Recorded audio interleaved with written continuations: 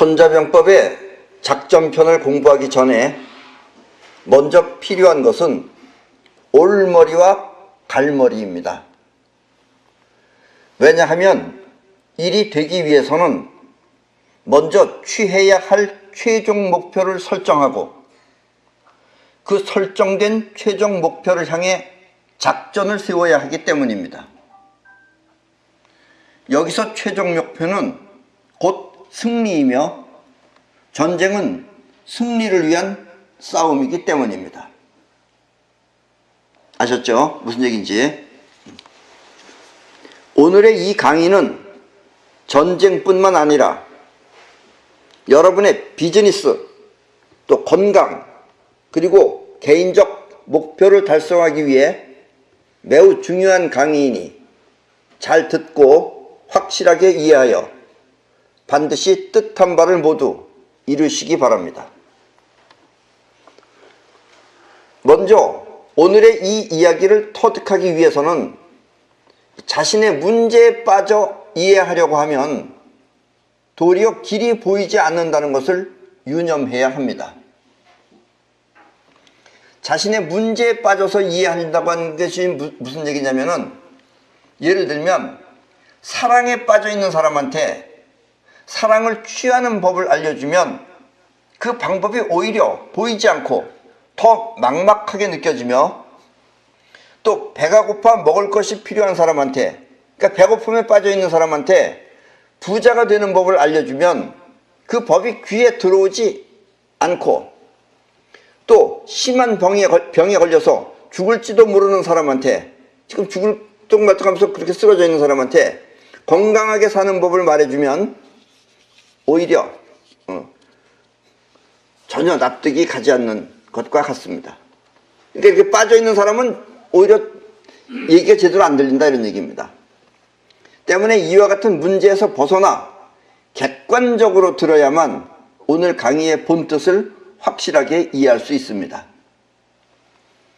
문제에 빠져있는 사람은 지금 영혼이 그 문제에 사로잡혀 있기 때문에 전혀 움직일 수 없기 때문입니다. 영혼이 움직일 수가 없어요. 사로잡혀 있어서. 그런 걸 갖다가 우리는 빠져있다 그러는 거예요. 그 생각, 고민에 막 빠져 있어요. 그건 영혼이 움직일 수가 없어요. 왜냐면 영혼이 사로잡혀 있기 때문에 그래요. 그래서 이렇게 객관적으로 들어야지만이 이 본뜻을 나름대로 확실하게 이해할 수 있고, 그래야지만이 여러분들이 이 말의 중요한 요지를 체득할 수 있다라는 이야기입니다. 이 미숙한 사람들은 문제가 생기면 그 문제를 풀어서 해결하려고 합니다. 미숙한 사람들은 문제가 생겼어. 그러면 어떡하나 하면서 그 문제를 해결하려고만 그래요. 이렇게 있는 문제를 해결하기 위해 쓰는 머리를 갈머리라고 합니다. 그런데 해결을 위해서 머리를 쓰는 거죠. 갈머리는 해결을 하기 위해서 머리를 쓰는 거예요. 해결하려고. 그러나 이 고수들은 이와 같은 식으로 살지 않습니다. 그 고수가 사는 법하고 미흡한 사람이, 미숙한 사람이 사는 법이 틀리는 거예요. 이 하수들은 납득하기 어렵겠지만 고수들이 사는 방법을 하수들은 납득하기 어려워요. 왜냐? 고수들은 먼저 해결된 상황, 해결된 상태, 플러스 수학, 거기다 또 수학까지 넣어요. 를 위해서 머리를 쓰는 것입니다. 그러니까 보통 사람들은 하수들은 문제가 생기면 큰일 났다 하고서 문제만 해결하려고 그러는데, 고수들은 그게 아니고 이미 해결된 상황, 그리고 거기다가 수학까지, 또 지금 자기가 문제가 해결하는데 거기서 또 이득까지 취하려고 한다, 이런 얘기예요. 다시 말하면 있는 문제도 해결하고 더불어 그로 인해 득도 보는 것입니다. 이렇게 해결책과 득을 위해 머리를 쓰는 것을 올머리라고 합니다.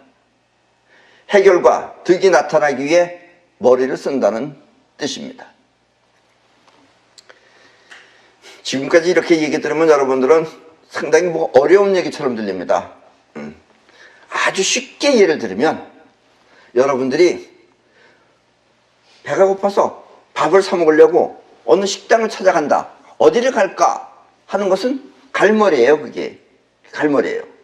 근데 내가 저 옆자리에 앉아있는 영순이를 꼬시려고 영순이를 데리고 어느 식당에 가면 좋을까? 그래가지고 영순이가 좋아할 만한 식당을 골라서 영순이랑 같이 가자고 그래서 영순이랑 같이 가면은 그런 걸 가지고 올머리라 그러는 겁니다. 그러니까 영순이랑 같이 갈 때는 그걸 내가 먹으러 가는 거야, 안 먹으러 가는 거예요? 먹는 것에는 큰 비중이 없는 거예요.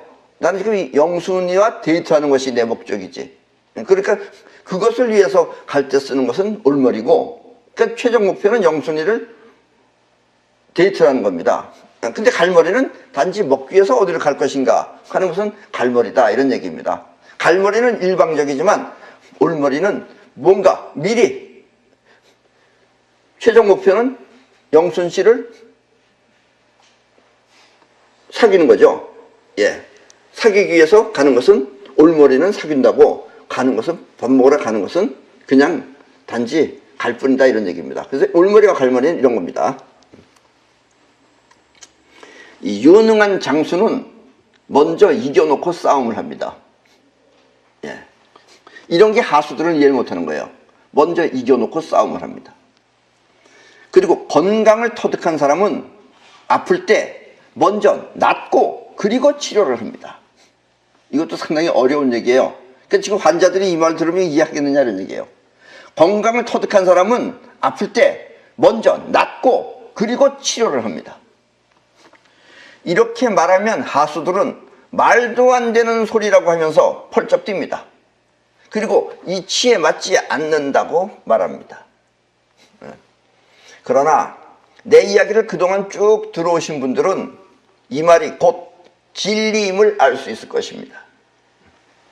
미숙한 사람은 먼저 싸우고 뒤에 결과를 바라보지만, 유능한 사람은 먼저 이겨놓고 그리고 뒤에 싸우지 않고 이기는 것입니다. 예, 꼭 싸워서 이기는 게 아니에요. 원래 이 올머리가 강한 사람은 안 싸우고 이겨요. 거저먹는 것과 같은 것이다, 이런 얘기입니다.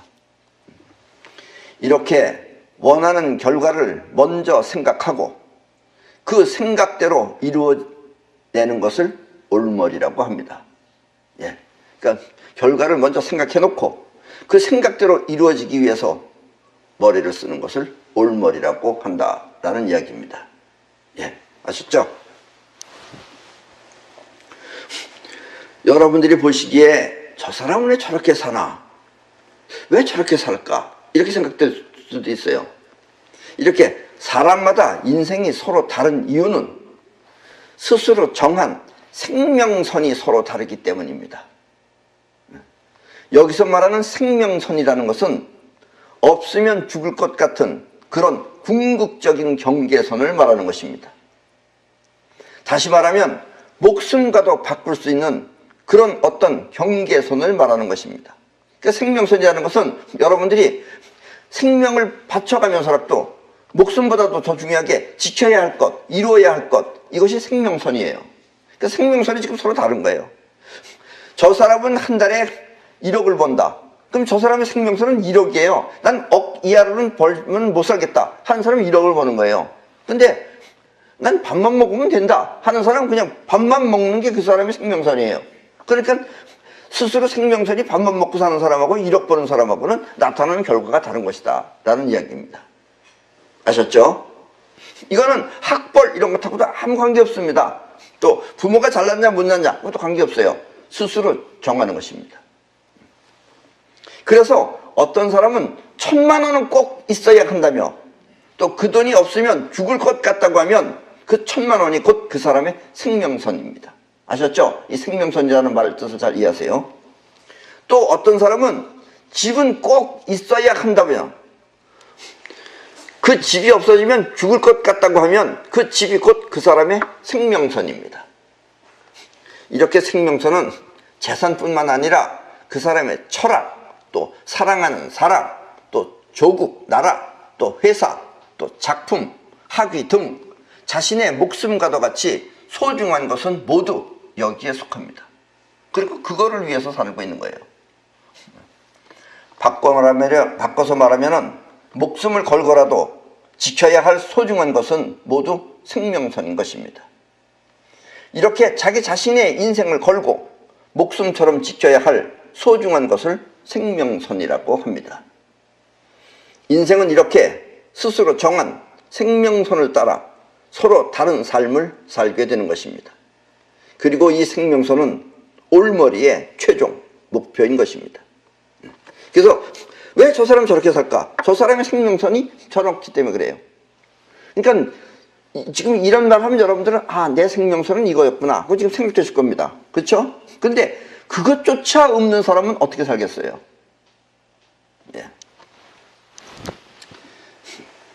그러니까 결코 뭐 좋은 학교에 들어가는 것도 중요하고 뭐 어떻게 좋은 회사에 들어가는 것도 중요하지만 그런저런 일이 전부 다 이루어지기 위해서는 여러분들이 기본적으로 갖춰져 있는 생명선이 확실하게 있어야지만이 그것이 여러분들의 인생이 된다라는 이야기입니다. 어느 누군가가 나라를 위해서 무언가 하다가 죽었다면 그 사람의 생명선은 나라입니다. 또 누구는 엄청나게 큰 회사를 운영하고 있다면 그 사람의 생명선은 곧 회사입니다. 뭐 큰 회사를 운영한다 그래서 그 사람이 뭐 글쎄요 뭐 좀 비싼 건 먹겠죠. 뭐 더 많이 먹는 거 아니잖아요. 안 그렇습니까? 예. 어떤 사람은 뭐 벌지는 못해도 또 6개 먹는 사람도 있어요. 예. 뭐 그 사람이나 그 사람이나 사는 건 똑같죠. 그러나 생명선이 틀리기 때문에 인생이 달라지는 거예요. 또 누군가는 아내를 구하고 자신이 죽었다면 그 사람의 생명선은 곧 아내입니다. 예. 아내를 위해서 자기 목숨을 버릴 수 있는 것. 그리고 누군가가 세상 돌아가는 이치를 밝혀서 사람들에게 그 이치를 알려준다면 그 사람의 생명선은 우주와 그리고 사람입니다. 이렇게 생명선은 근본적인 것 외에 또 다른 어떤 것도 설정할 수 있습니다. 그렇게 여러분들은 스스로 정하기 나름이다 이거예요. 재산은 이 정도 하고 또 취미는 이런 걸로 하고 뭔 이런 걸로 하고 이렇게 여러 가지를 설정해서 생명선은 나름대로 여러 가지를 가질 수 있다라는 이야기입니다. 예를 들면 아내를 사랑하는 것과 또 먹고 사는 문제를 해결하고 싶다면 그 마음이 곧 생명선이 되어 진짜 그렇게 되는 것입니다. 그러니까 난 저 여자랑 같이 먹고 사는 데는 아무 지장 없이 그렇게 살고 싶다 이렇게 스스로 생명선이 돼서 스스로 결정해 놓으면 그 사람 인생은 그렇게 사는 거예요. 이렇게 생명선은 목숨 걸고 성취하는 최종 목표이며 또 그렇게 되기 위한 능력을 사이파워라고 합니다. 능력을 사이파워라고 한다 이거예요. 그러니까 그렇게 마음 먹고 있으면 어떻게 해서 그런 일이 벌어지냐면 사이파워라는 것이 그렇게 해주는 것이다 라는 이야기입니다. 사이파워는 원하는 최종 목표를 우주에 내보내서 공명현상을 통해 그와 같은 것을 끌어와 현실 세계에 나타나게 하는 능력을 말합니다. 이 사이파워를 여러분들이 확실하게 배우셔야지 이걸 확실하게 안 배우면 사이파워라는 건 여러분들이 인간적으로 할 수 있는 것은 다 해야 되는 거예요. 그걸 인간적으로 해야 될 걸 안 하고 사이파워로 하려고 그러면은 그건 사이파워가 아닌 거예요. 예. 여기서 내가 저 물건을 가져온다. 그럼 몸뚱아리가 가서 가져와야 되는 거예요. 그걸 사이파워를 한다 그러면서 목걸이를 쥐고선 막 이렇게 쥐고서 물건을 와라. 이런 게 서커스지 그게 사이파워가 아니에요. 아셨죠? 그러나 사이파워는 정말 대단한 겁니다. 물론 천기도 움직일 수 있고 또 기적과 같이 나타나는 이유는 여러분들이 인간적으로 할 수 없는 일 그런 걸 여러분들이 꼭 해야 되겠다고 마음 안에 생명선 안에 자리 잡고 있으면은 법이 안 된다고 하면 법이 바뀌어요. 네. 또 바다에 빠졌는데도 그 사람은 살아요. 이런 기적과 같은 일을 일으키는 건 사이파워입니다. 그런데 그러려면 먼저 인간이 몸뚱아리를 할 수 있는 걸 다 하고 몸뚱아리를 할 수 없는 걸 사이파워를 해야지 몸은 안 하면서 앉아서 빈들빈들거리면서 사이파워로만 하려고 그러면 그건 마술사가 할 일이지 사이파워가 아니다. 이런 이야기입니다. 아셨죠? 돈을 갖길 원한다면 그리고 돈이 궁극적 최종 목표라면 그 돈은 생명선이 되어 반드시 들어옵니다. 예. 그러니까 여러분들이 나는 부자가 아니다는 사람은 돈이 필요 없었기 때문에 부자가 아닌 거예요. 돈이 필요한 사람은 들어와요. 사이파워가 되기 때문에. 예를 들면은 로또 복권이라도 당첨이 되어서 들어오는 것입니다. 그런데 사업이 되었든 아니면 자기 노력이 되었든 이 사람들로부터 인정받고 또 착실하게 살아가는 것이 생명선 안에 들어있는 사람은 망하지 않고 계속해서 발전할 수 있습니다. 성장을 할 수 있어요. 그런데 반면에 어쩌다 한번 복권을 통해서 돈이 들어왔어. 그러나 생활 태도가 좋지 않아. 이런 사람은 일시적으로 많은 돈이 들어오면 그 좋지 않은 생활 패턴에 그게 바뀌어요. 생활마다 바뀌어가지고 오히려 폐가 망신합니다. 예. 그래서 가능하면 이 필요를 위한 생명선보다 자리매김을 위한 생명선을 설정하는 것이 인생을 보다 안정적으로 누리는 길입니다. 예. 그러니까 로또 복권을 통해서 돈을 들어오는 것을 생전 바라고 있는 사람은 생활 태도가 좋지 않아요. 그런 사람은. 돈만 들어오면 그때부터 이제 먹고 마시고 놀고 하기 때문에 일을 안 합니다. 그러니까 얼마 있다가 폐가 망신당해요. 근데 이렇게 생활 태도가 원래 안정권 안에 들어와져 있는 사람은 로또 복권 같은 걸 당첨할 생각을 안 해요. 그럼 그런 사람들은 마음이 없기 때문에 사봐야 당첨이 안 돼요. 그런 사람이 사이파워를 해가지고 복권 샀다. 그러면 복권 1,000원을 샀어. 얼마 나올 것 같아요? 네, 1,000원 나옵니다. 그런 사람 사이퍼가 있기 때문에 1,000원 돌려줘. 근데 그 현금 아니더라고. 나도 옛날에 해봤어요. 꼭 내가 산 만큼만 나오더라고. 그거 필요 없다 이런 얘기예요. 여러분은 어렸을 때 감기에 걸려본 적이 있을 것입니다. 대부분의 아이들은 감기에 걸렸다 하더라도 어떻게든 나가서 놀려고 하는데, 그렇죠? 여러분들 콧물 찔리면서 나가 놀잖아요. 추운 데도 나가서 얼음도 털려고 그러고 썰매도 털려고 그러고 그게 정상이에요. 그런데 또 어떤 아이들은 부모가 밖에 나가지 못하게 하면서 또 집에서 쉬라고 합니다. 밖에 나가서 노는 애는 몸은 감기에 걸렸어도 마음에는 감기가 없지만, 집에서 쉬는 애는 몸은 크게 아프지 않더라도 마음속에는 감기가 자리를 잡게 됩니다. 물론 유전성이나 아니면 특별한 경우의 환자도 있지만 어렸을 때, 그렇지 않으면 대부분 위에 말한 그 두 가지 부류의 아이로 성장을 합니다. 몸은 아프더라도 밖에 나가서 놀려고 하는 아이는 비록 심하게 앓더라도 마음은 빨리 이 아픈 순간을 모면하려고만 합니다. 아이, 귀찮게 자꾸 아픈가? 이러고 빨리 나가서 놀라고 하는 거예요. 그러나 집에서 쉬는 아이는 감기 기운이 조금만 있어도 얼른 집에 들어가서 쉬려고 합니다. 그리고 이 아이의 영혼 속에는 감기가 자리 잡고 있는 것입니다. 영혼 속에 병이 없으면 몸의 병은 쉽게 물러갑니다.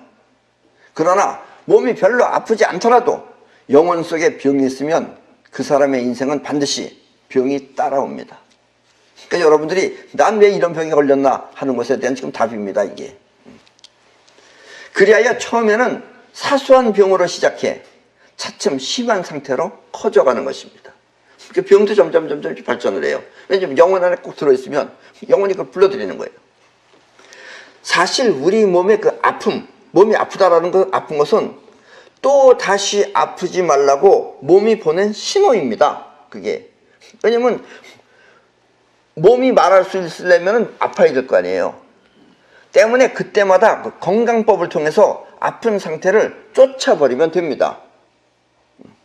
감기에 걸린 사람은 이게 감기 걸렸어. 왜 걸렸겠어요? 뭔가 이유가 있다 이거예요. 즉 다시 말하면 여러분들은 36도 5분에 가까운 온도를 항상 유지하고 있으면 감기 안 걸립니다. 근데 갑자기 추워졌거나 갑자기 더웠다 춥거나 이런 감기에 걸리는 거예요. 그러니까 그렇게 하지 말라라는 것을 알려주기 위해서 감기에 걸리는 거다 이런 얘기예요. 그게 신호다 이거예요. 근데 감기에 걸린 사람은 감기를 통해서 평소에 몸을 따뜻하게 36.5도를 유지하면 되고, 또 과로가 겹쳐서 발생한 병은 피곤할 때 쉬어주라고 그렇게 해서 아픈 것이다 이런 얘기예요. 그러나 병이 있기 때문에 아프다고 생각하는 사람은 그 사람의 영혼이 사이파워를 통해 현실 속의 병을 불러들이게 됩니다. 때문에 같은 암에 걸렸다 하더라도 누구는 살고 누구는 죽는 것입니다. 그러니까 암 때문에 죽는 게 아니에요. 자기 마음 안에서 난 이제 암에 걸렸구나. 아니 난 죽어야 되는 건가 보다. 이렇게 기다리고 있으면 죽는 수밖에 없다 이런 얘기예요. 자기가 만들어내는 것이다 이런 얘기예요. 영혼에 병이 없는 사람은 있는 암도 없앨 수 있지만 영혼에 병이 있는 사람은 없는 암도 만들어 생겨나게 하는 것입니다. 우리 몸의 아프다고 하는 것은 단지 몸이 하는 언어일 뿐입니다. 몸이 말을 하려면 아플 수밖에 할 수밖에 없다 이거예요. 또 마음이 즐거우면 몸은 또 웃는다 이거예요. 아기가 우는 것은 어린애가 젖먹이애가 우는 것은 슬퍼서 우는 것이 아니라 나를 봐라 그러고서 주의를 집중시키기 위한 신호이듯이 말입니다. 그렇듯이 몸이 아픈 거다 이런 얘기예요. 때문에 몸은 벨처럼 누르는 벨처럼 병을 통해 자의식의 나쁜 상태를 전달하는 것입니다. 내가 지금 아프다 이놈아 너 추운 데 가서 그렇게 나를 갖다 이렇게 만들어 놓냐 해서 감기 걸린 거다 이거예요. 왜냐하면 자의식은 생각이 있으니까 몸이 자의식한테 알려주는 거예요. 생각이 있으니까 그때마다 몸을 쉬면서 조절할 수 있기 때문입니다. 그래서 아픈 이유는 자의식아 알아라 내가 이래서 지금 아픈 상태가 이렇게 해서 오는 거다. 이걸 너 알아가지고 날 아프지 않게 해라 라고 하는 언어다 이런 얘기예요. 언어 아셨죠? 병이 있다고 영혼이 믿는 사람은 영혼이 병이 있다고 믿는 사람은 그 병이 생명선이 되어 어떻게든 심한 상태로 몰고 갑니다. 그리고 이제 아픈 마음에 병실에 누워서 쓸쓸하고 외롭게 죽어가는 생각을 하면 누구더라? 그 시 쓴 사람이 도르몽인지 부르몽인지 부르몽 낙엽 불러가는 소리가 들리느냐 이런 거 생각하면서 떨어지는 낙엽을 쳐다보고 있으면 눈물이 나면서 이렇게 해서 이제 내가 죽는 거 아닌가 이렇게 생각하면 인생 또한 그렇게 마감하는 것입니다. 때문에 지금 어딘가 아픈 것이 있다면 지금 여러분들 가운데 지금 내 이야기를 듣는 여러분들 가운데 어딘가 아픈 것이 있다면 그것은 단지 몸의 부조화를 회복하기 위한 몸의 언어라고 생각하고 맨 땅이 있는 곳이면 맨발로 하루에 1시간 반 정도를 일주일에 4회 이상 걷도록 하십시오. 맨 땅은 그쪽 흙으로 덮여있는 단순한 형태가 아니라 항산화 식품을 만들어내는 지구 최대의 항산화 제품이기 때문입니다. 근데 맨 땅이라 그러니까 여러분들 흙덩어리가 맨 땅이 아니에요. 이 지구 맨 땅에 가서 있어야 되는 거예요.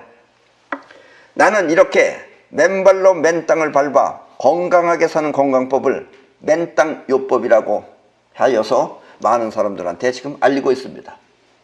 여러분들이 이 지구에서 가장 좋은 약은 맨 땅입니다. 지구가 갖고 있는 거예요. 그러니까 여러분들은 땅을 한다 그러니까 땅만 하는 게 아니라 땅 속에 들어있는 지구가 가지고 있는 그런 항산화 작용이 우리의 몸을 살려주는 거다 이겁니다. 왜냐하면 우리 몸의 대부분의 모든 병의 90% 이상은 전부 다 활성산소라는 것이 일으킵니다. 그리고 활성산소를 없애는 것이 바로 항산화입니다. 그래서 그것이 땅 속에 있기 때문에 그래요. 그래서 여러분들이 항산화 식품이라고 하든지 뭐 항산화 뭐 고등어 같은 것들은 전부 다 지구에서부터 이렇게 받아가지고 온 거예요. 그걸 중간 매개체로서 잡아먹는 것 뿐이에요.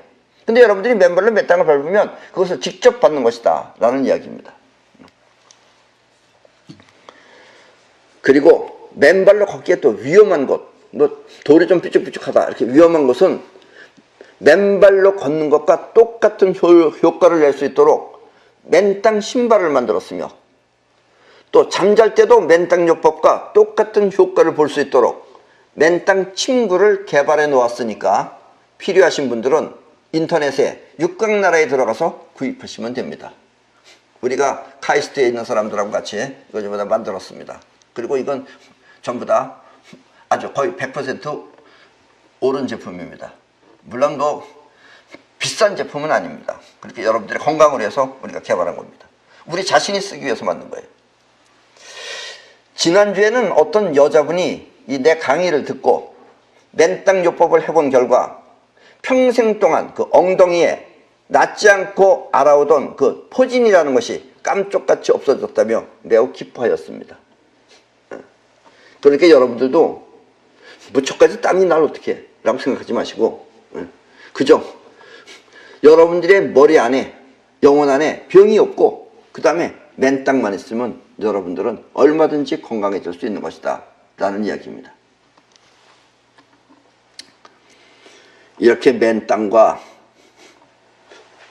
또 여러분들의 생명선 안에 건강이 들어있으면 여러분들은 걱정할 것이 없는데, 요즘은 또 공기가 좋지 않아가지고 밖에 나가는 것 자체가 좀 문제이기는 합니다. 그러나 맨땅요법은 우리 몸이 갑자기 쓰러지지 않도록, 갑자기 쓰러지는 것을 막기 위해서 몸속에 있는 정전기를 전부 다 없애주며, 또 전자파, 여러분들이 뭐 전자제품을 사용해서 어떤 전자파를 말끔히 없애주기도 합니다. 그래서 항상 여러분들의 몸을 건강한 상태로 유지시켜 줄 수 있는 가장 좋은 건강법은 맨땅요법입니다. 여러 가지 있죠. 뭐 지압요법, 무슨 요법, 뭐 먹는 법, 뭐 하는 거 다 있는데, 또 뭐 살 빼는 거, 이건 별도고, 어쨌든 여러분들은 일단 아프면 맨땅을 밟으면 거의 다 낫습니다. 모든 짐승들은 전부 다 아프면 양지 바른 곳에 가서 착 엎드려서 맨땅에 엎드려 있는 이유가 그겁니다. 아셨죠? 때문에 어디가 아플 때는 먼저 걱정부터 하지 마시고, 병이 없다는 것을 생명선에 각인시켜 아픈 원인을 해결하며 맨땅요법을 하시기 바랍니다. 그리고 맨땅요법에 관해 자세히 알고 싶은 분은 육각나라에 연락을 해서 맨땅 지도사들에게 상담을 받으시기 바랍니다. 그럼 여러분들한테 자세하게 알려드릴 것입니다. 올머리는 이렇게 궁극적으로 원하는 것을 미리 설정하여 현재를 해결하는 방법입니다. 그리고 이와 같은 방법이 우주를 움직이는 최선의 작전입니다. 많은 사람들이 성공을 위해서 수많은 고심과 부단한 노력을 합니다. 성공하려고. 이렇게 수많은 고심을 하는 이유는 성공이 이루어지는 지름길을 모르기 때문입니다. 그래서 별거 다 해요. 그래서 지름길은 따로 있는데, 또 많은 사람들은 생각하길 실력이 좋거나 또 재능이 있으면 성공하는 것으로 알고 있습니다. 성공하죠, 일단은. 그러나 실력과 운영은 또 다른 길입니다. 성공은 해. 근데 결과적으로 운영 쪽으로는 망해. 그런 사람들 부지기수 많아요. 재능 있는 사람으로서. 그리고 이 배움과 또 터득하는 것은 역시 다른 길입니다. 배우는 것하고 터득하는 건 다른 거예요. 그것은 배우지 않고도 터득할 수는 있지만 배웠다고 하여 반드시 터득되는 것은 아니기 때문입니다. 그래서 여러분들이 이렇게 내 말을 듣고도 터득하는 사람이 따로 있고, 많이 알아서 다른 사람한테 아는 얘기를 해주긴 해줘. 근데 본인은 터득 못한 사람도 많다라는 이야기입니다. 그래서 여러분들이 올머리 안에 터득을 위해서 하면 터득하는 거고, 알려고 하면 아는 것뿐이다, 이런 얘기예요. 아셨죠? 생명선 안에 무엇이 들어있느냐에 따라서 여러분들의 인생이 그렇게 나타나는 것이다 라는 이야기입니다.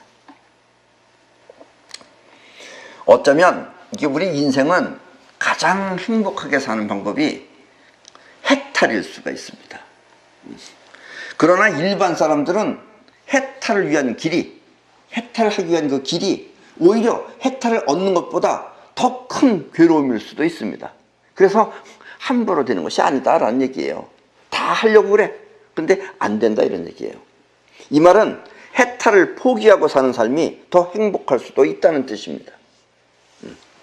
예를 들면은 어떤 사람은 길을 갈 때 가장 짧은 길을 알려주면 그 길을 선택하지 않고 자기가 아는 길을 고집하며 돌아가는 사람이 있습니다. 짧은 길을 가면, 여기서부터 여기다 짧은 길을 가면 비용도 적게 들고 또 시간도 적게 들고 모두 절약되는데, 그 사람은 끝까지 자기가 아는 길로 돌아가겠다고 고집하는 것입니다.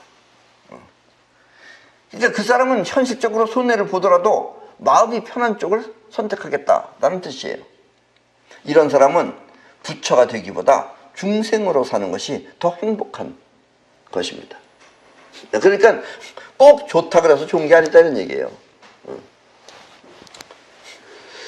여기 지금 계신 분들 가운데 대통령 하고 싶으신 분 있으십니까? 옛날에는 이런 얘기하면 눈을 철렁철렁 건데 요즘은 좀 더 웃어요. 이제 우리 한국 사람은 습성이 됐어요. 이제 되면 그 다음엔 어떻게 된다는 거 알아요. 지금 저게 직방으로 가는 길이다 라는 것까지도 압니다. 재벌 하고 싶어요? 이건 돈 부족한 사람 하고 싶다고 그래요. 함부로 그렇게 커지면 안 되는 겁니다. 그래서 이 사업에 관한 컨설팅을 의뢰받고, 옛날에 내가 컨설팅을 했어요. 컨설팅을 의뢰받고 일을 해주다 보면 의뢰인은 나의 기감을 믿고 또 나의 지시를 따라야 하는데, 대부분은 그렇게 따라야 할 바로 그 순간에 자신의 기분을 믿고 나의 지시를 따르지 않습니다. 그러면 결과적으로 매우 큰 손해를 보게 되는데, 이렇게 한번 큰 고비를 지나야 비로소 진정한 그 컨설턴트의 관계가 성립되는 것입니다. 그런데 대부분 크게 망해서 다음번에는 기력이 없어서 컨설팅을 못 받아요. 그래서 그때 이렇게 하라고 하면 안 해요. 왜냐면 자기 생각에는 그게 지금 잘 될 것 같거든. 그래서 내가 지금 이 순간에 바꿔야 됩니다 라고 하면 빨리 바꿔야 되는 거예요. 근데 그때는 안 바꾸고 끝까지 거기에 미련두고 있으면 나중에 가서 크게 망칩니다. 왜냐면 기감이 없기 때문에 그래요. 또 이른바 잘 나간다는 연예인이나 운동선수 중에는 그 재능으로 뜻하지 않은 수입이 들어올 수도 있습니다. 그러면 그 돈으로 생활의 안정권을 확보하기 위한 일에 써야 되는데, 그 돈을 또 남을 괜히 돕는다든지 아니면 사업을 시작해서 쫄딱 망하는 경우가 많습니다. 비록 재능이나 기술로 인해 돈은 벌었다 하더라도 혹시 또 지금의 수입이 줄어들 것을 대비해서 다른 사업을 벌리면 쫄딱 망하는 경우가 대부분입니다. 왜냐하면 그렇게 시작한 사업은 자신의 생명선이 아니기 때문입니다. 괜히 미래를 걱정한다고 하면서 돈 들어온 거 가지고 자, 내가 너 도와줄 테니까 이 돈으로 사업해. 그래서 이익을 다 나한테 줘. 하고서 하면은 저 사람이 그 돈 가지고 날라 안 날라요. 네, 날르는 게 정상입니다. 그게. 네. 그런데 이 사람은 괜히 나중에 이제 나쁜 놈을 만나서 이렇게 됐다고 하면서 결국은 나중에는 다 턴 돈은 다 딴 사람 주고 지는 지팔자대로 사는 거예요. 결국은. 그래서 이럴 때는 유능한 컨설턴트를 찾아서 그 사람의 말을 듣는 게 좋다라는 이야기입니다. 그럴 바에는 차라리 번 돈을 저축해 놓고 필요할 때마다 조금씩 쓰는 것이 낫습니다. 이렇게 재능이나 기술은 운영과 전혀 다른 것입니다. 운영하는 것하고는 다른 것이다 이거예요. 이럴 경우에는 차라리 나 같은 사람을 찾아와서 번 돈을 어떻게 감수해야 할지 컨설팅 받는 것이 좋습니다. 또 사람들은 할 때와 그만둘 때를 구별하지 못하는 것은 아프락삭스의 공을 모르기 때문입니다. 아프락삭스의 공은 존재의 원칙이며 이 우주의 존재의 원칙이에요. 존재의 원칙이며 존재하기 위해서는 반드시 알아야 할 경계입니다. 경계. 아프락삭스의 공. 이 공이라는 것은 뜨거운 것에 놔두면 그 공은 점점 불어나서 커지게 됩니다. 탱탱하게 커지죠. 그런데 계속해서 그 뜨거운 것에 놔두면 그 공은 터져버립니다. 또 공을 찬 곳에 놔두면 그 공은 점점 쭈그러들어 더 이상 튀어오르지 않습니다. 이렇게 튀어오르지 않는 상태가 되기 전, 그러니까 튀는 상태죠. 튀는 상태에서 터지기 전까지의 상태를 아프락삭스의 공이라고 합니다. 그때만 공인 거예요. 쭈그러들거나 터지면 공이 아닌 거예요. 공이 공으로서 존재할 수 있는 가장 기본적인 경계선이라는 뜻입니다. 아프락삭스의 공이. 이와 같은 존재의 범위를 모르면 사람들은 무리를 해서 그 안정권을 깨버리게 됩니다. 올머리는 이렇게 안정권을 지키며 또 사이파워를 통해 원하는 것을 현실에 끌어오는 것입니다. 원하는 최종 목표가 목숨보다 더 소중하면 그 목표는 영혼의 각인이 되어 사이파워가 현실 세계에 끌어옵니다.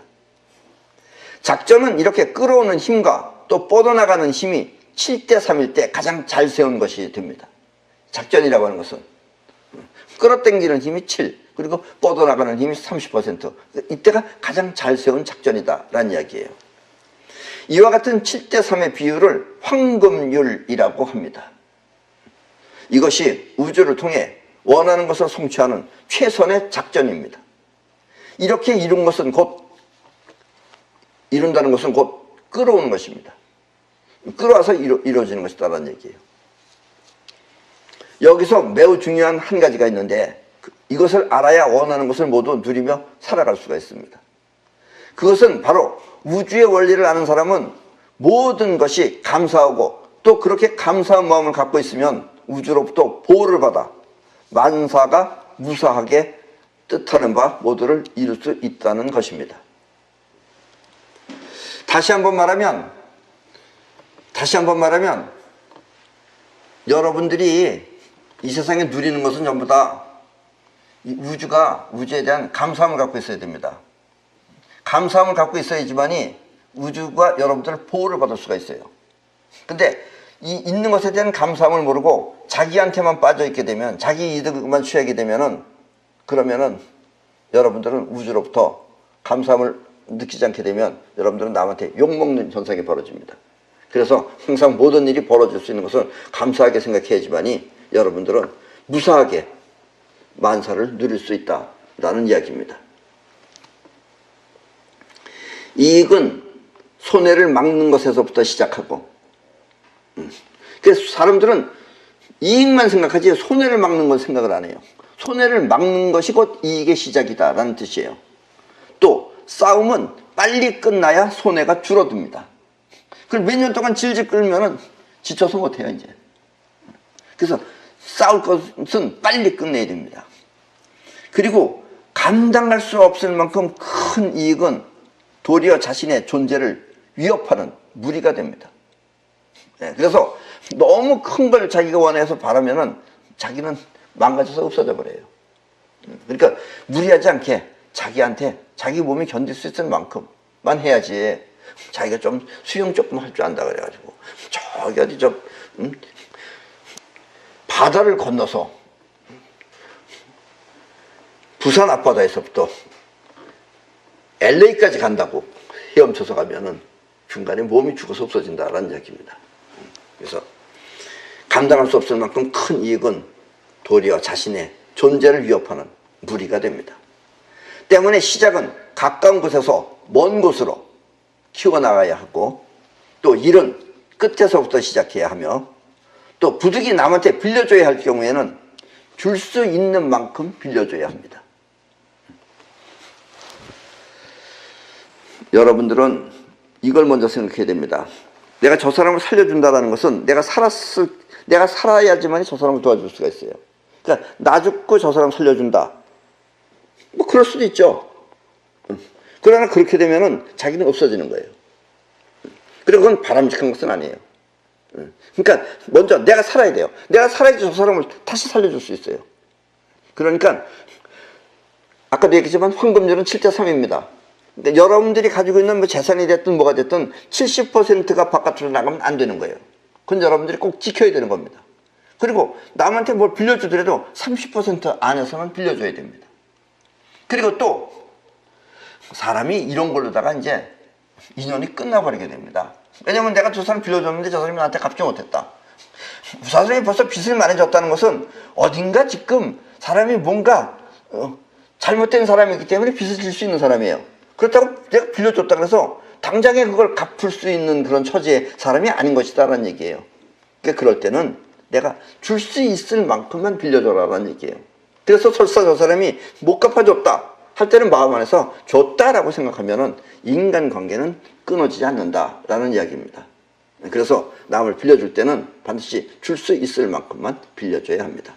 그리고 이렇게 사는 것이 곧 우주의 황금률입니다. 이와 같은 우주의 근본 이치를 생각하며 다음 시간부터는 손자의 작전편을 강의하도록 하겠습니다.